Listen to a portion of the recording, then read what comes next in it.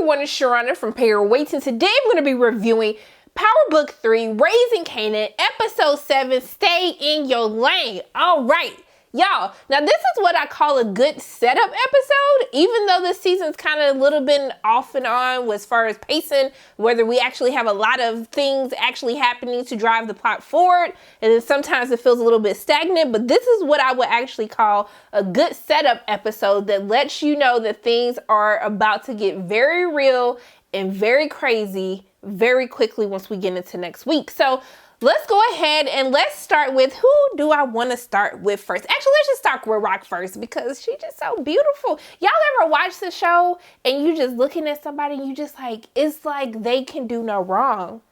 She is just beautiful in every single frame that she's in. I just love looking at her. Okay, sorry. I just have a crush on Rock because she is just everything I want to be. So we see from last week's episode where we saw Scrappy, who I now know his name is Scrappy, not Smurf or whatever I was calling him before. We see that Scrappy is dropped off. I thought that he was actually dead, but they beat him so badly she had to take him to the hospital. We hear her telling him how he lost an eye and a kidney because he was beat so bad. So as in revenge, you know, she sends Lou to go kill one of Neek's soldiers as well. And then so he looking at the dude, waiting on him to come back. He got a little tenderoni. I was like, you could at least wait till he was done with his little tenderoni. But one thing that I do want to point out, I just truly love and appreciate this narrative of men making sure that they know what they mouth do. All right. I just want to say that whoever makes sure that it's intentional, because we see that not once but twice, letting people know how important foreplay is. I just want to thank the writers for actually including that, because I feel like right now I wouldn't know what this feels like because if my parents are watching I'm a Virgin, but I just feel like a lot of men out here don't feel like they need to know what they mouth do, and it's really becoming a huge problem that I'm happy that we're actually seeing. This is when we talk about representation. This is the representation that we be talking about, okay? This is the representation that I need to see, but once again, my parents are watching. I wouldn't know nothing about that because I'm a Virgin. So basically, while he's showing what that mouth do, Lou starts shooting, then everything starts going crazy. He ends up jumping out. The dude ends up jumping out of a window, running out the house butt naked. He had a robe on. I was like, so out of all of that, you had time to grab a robe? Or maybe he had the robe on when he was making sure his mouth knew how to have movement. But he doesn't end up actually killing him. The guy actually ends up getting away. But we see when he's having this conversation with Rock on the phone, he was like, you know that there's no turning back. Like, this will be a war, which is something that both Neek and Rock tried to like get away from when we saw them having their conversation at the beginning of the season. But lines have been drawn after what happened at the club, what had not happened to Scrappy, and now with Rock actually retaliating, I mean, there's no turning back. And I was like, honestly, she should have retaliated a while ago, but it is what it is. So we see that we also see that Marvin is actually running his little candy store business. I'm just going to call it the candy store, the gas station candy store business, because I don't know what they actually call it. I think they call it the gas station business. But we see that Lou actually hears about the gas station operation, but because Marvin hasn't told them that that's him and Kanan's thing, they actually think that is Neek who is actually doing that. And so I don't know how that's going to work out, because you saw Marvin still wasn't trying to give them any type of like knowledge that like, hey, this is me, because I guess he don't want to get his ass beat, because this would be the second time literally in like 2 or 3 episodes that he betrays Rock. So I don't know how that's necessarily going to play out. However, we see that Kanan ends up telling the boys, like, put some respect on my name. Like, you thought this was Marvin's operation that we were doing? This is my operation. I came up with this. This is my grand design. And so essentially they end up telling him that they have this new product that they cut the rock with in order to stretch it as much as they can, but also to give a new kick to the customers to make sure that they're coming to only get their product. But we see after they end up doing that, you know, Kanan, they were like, Kanan, we're not taking no orders from you. We waiting on Marvin. He was like, this mine. Okay, you will put some respect on my name. And so he ends up doing the cooking, because we saw that his mom showed him how to cook the product. And they said that he was a little heavy-handed with the extra, the candy wood, whatever they call. I forgot what they call it, y'all. It really don't matter. But we see that when they actually put some of the testers out before they actually start selling to the white people, we see that people literally just wound up dying. So I was like, dang, like what? How much did you put in it? And people hitting it one time and they did. So I don't know. We see what happens at the end of the episode, but I'll end on that as we delve a little bit deeper into Jukebox. But we do see that Kanan is still dating Davina after he done smashed, and I don't understand why he has never asked her, did she know about the stash? Did she tell anyone about the stash house? I really don't know why he didn't ask her these questions, especially after Jukebox told him, like, it's probably her, like, you really need to ask her about it. But he ends up inviting her out to dinner to meet his mom. And so they look so cute together. Then when mom was like, you're truly beautiful, I was like, just let Rock call me beautiful. But we see things take a turn for the worse when Kanan takes it upon himself to invite Symphony. Rock was not having it. When I say she grabbed her purse and she said hell to the no and got the hell up out of there. But what killed me was the thing that made Rock stop in her tracks is when he started saying that he liked Hall and Oates. I was like, sis, that made you stop in your tracks? Like, I like Hall and Oates. And so essentially he ends up singing Sarah Smile by Halls and Oates to her. And I guess that won her over. I guess him saying that he liked corny music. You know, I ain't gonna say all of that about them, but when he's saying that he likes their music, I guess that got her to stop and listen. They got back together. He said, boo, rib, you my rib girl. I know that I was wrong. I overstepped my boundaries, but let me just get back up in there. Like, not that get back up in there, but just let me get back into your heart, okay? Because I care about you. And so that worked. And so they came back and they basically had dinner, which I thought was really cool that Kanan, took it upon himself to invite Symphony, because we all know that Symphony makes his mom happy. So why deny yourself of sexy happiness? I would never be able to do something like that. But we see that the dinner ends up going very well. And I thought it was really cute, like the flirting between Symphony and Rock, and then how Kanan grabs Davina's hand, even though Davina's a snitch and he still needs to figure that out for himself. But at the end of the dinner, they end up going outside. Symphony got to do his little teaching lesson.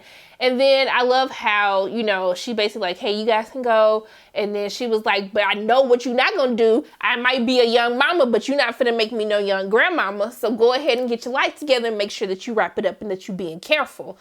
So we see that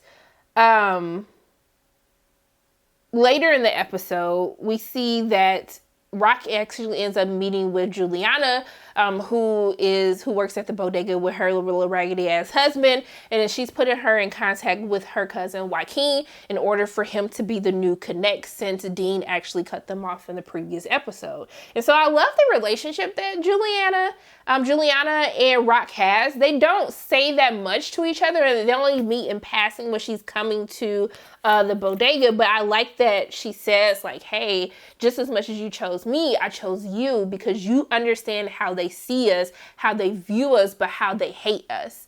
And so she was like, well, let me know when you're ready for me to take care of your husband. So I've been assuming this for quite some time, that Rock is probably going to end up killing Juliana's husband and setting her free. We even hear, when she's meeting up with Joaquin at the little boxing ring, which I thought was really funny, when Joaquin's bodyguard was basically rapping the lyrics to Famous's song, and then Lou looking like, yeah, that's my stuff right there. You saw that sense of pride on his face. But Joaquin ends up telling Rock, like, hey, I like the conversation that we had. We'll be talking soon. So I'm guessing that he is probably going to end up being the new connect. But even he references how his cousin has very good, she has a very great intuition just outside of coming to choose her husbands. So it'll be really interesting to see their relationship between Juliana and Rock play out. If she's going to kind of turn Juliana into like another type of boss, I don't know, but I hope to see that. But we start to get real serious when Symphony and Rock, okay? Because with their second session of the episode, we see that, they have a serious conversation when, she asked him, does he want kids? And he was like, if it's with the right woman. And she was just like, I want more kids. And she was just like, I'm not going to be in this game for a long time. Like, you know, I want to be as greatly distanced away from it as I can be. It's not that time right now, but I'm working to put things in place in order to get to that position. So she's telling them like, hey, this isn't going to be my life forever. And so I guess they're trying to envision a life with one another. I was like, baby girl, do what you got to do. Cause I wouldn't let Symphony, I wouldn't even let that man be able to leave his door, okay, without me being attached to him. But let's get back into Kanan, because we see that after their date, he ends up walking Davina home, and we see that her mom is still missing. You know, her next door neighbor is like, hey, it's not your responsibility to take care of, you know, your sibling. Like, you're a child yourself. Like, your mom needs to come back. And so we see that Kanan offers to help her when he takes her to a house, but she was just like, no. She was like, you know, I listened to the lyrics and famous song, and it just seems like he was there when whoever killed Buck 20, you know, pulled the trigger, but you keep saying that you had nothing to do with it. He's like, I'm not a part of that. She's like, you're definitely in the game.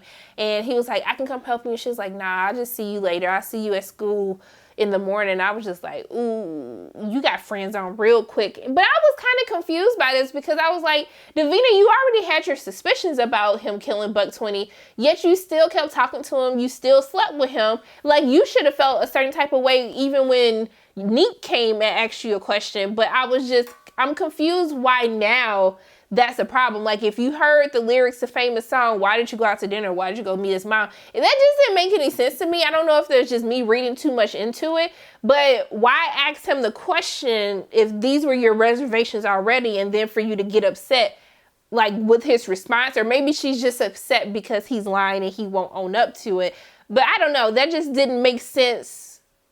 It just didn't make sense at all to me. But we see that he goes and confronts Famous, like, hey, like, dude, like, you can rap about what you want to rap about, but please leave my business out of your rhymes. Then Famous did start doing some lame little rap, and then they ended up becoming buddies again. So I don't know what the heck was the point of it.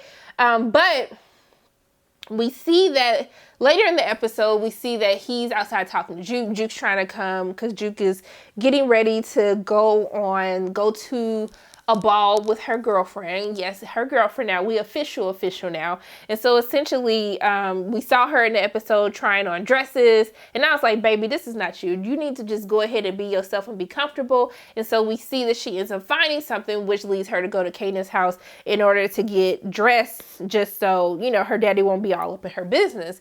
You know, when they run into each other, Detective Howard, Raggedy Behind, pops up talking about, did you ask your mama about me? I said, well, then, can you go ask my mama about you? Like, why are you so worried about me asking my mama about you? He talking in riddles like, you know, me and your mom went all the way back in the day. And I'm like, baby, why don't you just tell him? Like, I don't even know why are you stalking this kid? Even Detective Burke was like, what is it with you and this child? And I was just like, baby, yeah, please, just tell him you his daddy. I don't even understand why we doing all of this suspense at this point. And so we see that at the end of the episode that he ends up asking his mom about him, but she basically deflected, was like, don't be around him. You stay away from him. He ain't nothing but bad news. And I was just like, baby, you're going to have to go ahead and tell him who his daddy is. But needless to say, because he had the test rock that he had cooked on him, when Howard popped up, he gave it to Juke, and Juke went on about her day and went to go talk to her girlfriend in the park. And so essentially, you know, when she went to go get a pretzel for them, she ended up, Nicole ended up going through her backpack because she was putting a note that she had left for her in her bag, but she found the rock. She took it, and I was like, Lord, this girl's gonna smoke this, she gonna OD, and I ain't gonna be able to take it. What is happening? Very random side note, why did y'all have Jukebox lips looking chapped like that in that scene, kissing her? I was just like, y'all so disrespectful. I really wish somebody would have caught that, but that's beside the point, because I still like Jukebox. But we see that Jukebox ended up giving her a lovely tape that she had made for her. And so we see while Nicole is getting ready for her ball, her Raggedy Mama came in and basically said, hey girl, it's okay for you to have sex, which I thought was hella dirty, because it was like, it wasn't okay for her to be kissing up on Jukebox, but because this little raggedy boy who she ain't never met a day in her life, you saying it's okay for her to sleep with somebody she just met? You that messed up about it that you're gonna let your daughter sleep with some raggedy little boy who probably not even worth it, probably ain't even got no good peen, gonna sleep with her the first date that you forced her on? And I was like, how this make sense for me? So of course her mama, Nicole looking at her mama like, you raggedy bitch. And then her daddy come in and he like, what is going on? She's like, she just told me I could smash this dude. And he was like, what? And I was just like, exactly. I'm glad somebody had this reaction, because clearly her parents are just in denial about Nicole's sexuality. But we see when, before she goes downstairs, she plays jukebox and song. I was like, Lord, she ain't finna smoke this while she listens to her song. So she ended up smoking the dang old thing. She falls out. And so now I don't know what the hell is going to happen. I felt so bad for Jukebox when we saw her standing across the street for Nicole to never actually come. But the real problem is one thing for crackheads to already be sitting up here dying over this. But when white people, we know how it is. When something starts hitting the white community, aka opioid crisis, we know that the stakes are even higher. So I don't know what the heck is going to happen, what the fallout is going to be. But clearly Marvin was like, if Rock finds out about this, it's going to be 2 dead bodies. So I really want to see the repercussions of everything that's going to happen.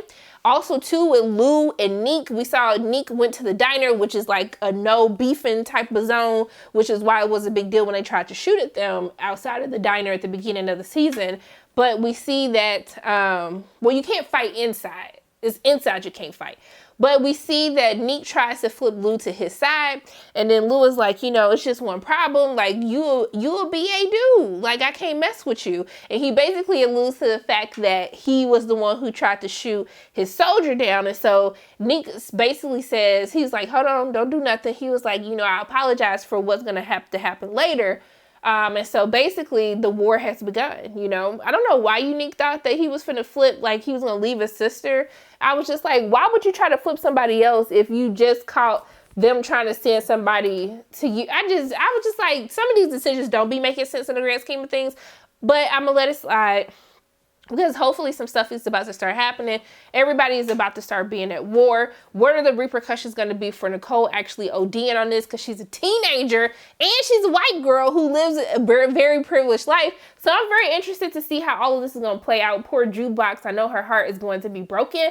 But I feel like this is a good setup to see like where we're going to go. When is Kanan going to find out who his dad is? What's going to happen with the war that's going on? I'm very excited to see. But yeah, overall, I think it was a pretty decent episode. I do feel like after this, stuff needs to start happening. Like every episode, something needs to start happening. I'm okay with slow burns, but we didn't slow burn too much. It's episode 7. Let's get it cracking, okay? So overall, those are my thoughts, my recap of Power Book 3, Raising Kanan, episode 7. Stay in your lane, and nobody was staying in their lane. Marvin wasn't staying in his lane. Kanan wasn't staying in his lane. Nicole wasn't staying in her lane, minding her business, not going into people's book bags. Nobody was staying in their lane the whole time, okay? Just nobody. At least Symphony apologized for not staying in his lane.